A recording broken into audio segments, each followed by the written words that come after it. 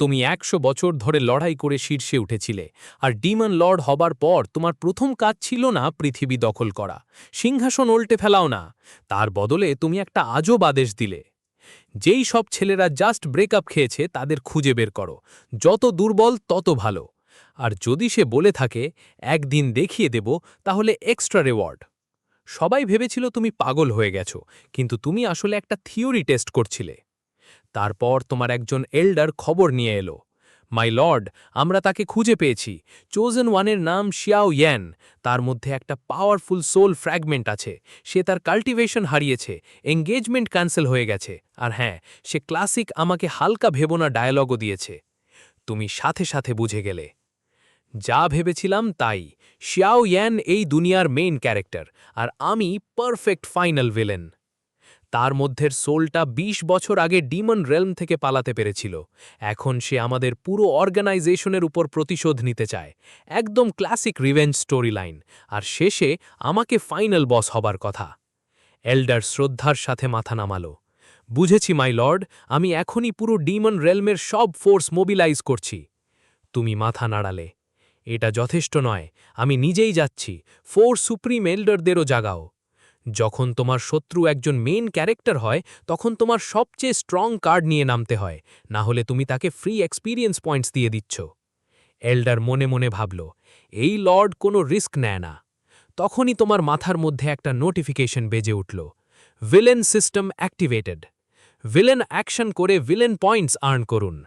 তুমি একদম কাম ছিলে, তোমার লেভেলে সিস্টেমের দরকার ছিল না, কিন্তু এটা আলাদা ছিল। হাজার হাজার বছর ধরে এই দুনিয়ার স্পিরিচুয়াল এনার্জি কমে যাচ্ছিল। সোল রোটেশনকে কাল্টিভেশনের শেষ সীমা ধরা হতো, কিন্তু এই সিস্টেম ওই লিমিট ভাঙতে পারত। সিস্টেম, আমার কাল্টিভেশনকে ডাইরেক্টলি সেন্ট রেলমে নিয়ে যাও। এক বিশাল পাওয়ার তোমার শরীর থেকে বিস্ফোরণের মতো বের হলো। সেন্ট লেভেল প্রেশার পুরো প্যালেস জুড়ে ছড়িয়ে পড়ল, স্পেস পর্যন্ত বেঁকে গেল। একদিন পরে তুমি ওয়ান সিটিতে পৌঁছলে। কালো ডিমনিক এনার্জি পুরো আকাশ ঢেকে দিল। পুরো শহর আতঙ্কে ভরে গেল। বিগ ব্রাদার শিয়াও, এটা ডিমন এনার্জি।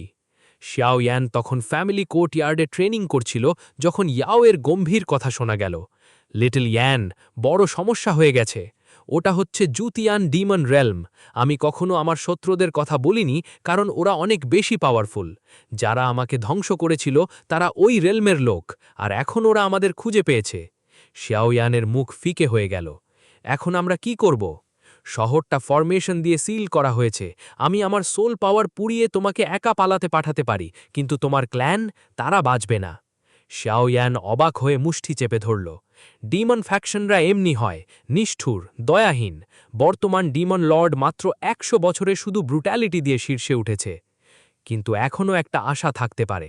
তোমার পাশের মেয়েটার ব্যাকগ্রাউন্ড হয়তো পুরো অবস্থা বদলে দিতে পারে। মেয়েটা শান্ত হাসি দিল। চিন্তা করো না, আমি এনশিয়েন্ট ক্ল্যানের মেয়ে। আমি আগেই আমার বাবাকে কন্ট্যাক্ট করেছি, রিইনফোর্সমেন্ট আসতেছে। শিয়াওয়ান একটু শান্তি পেল। এখনও বিশ্বাস করতে পারছিল না যে মেয়েটার ব্যাকগ্রাউন্ড এত পাওয়ারফুল। তারপর হঠাৎ আকাশ ফেটে গেল। ৯টা বিশাল কালো ড্র্যাগন দেখা দিল।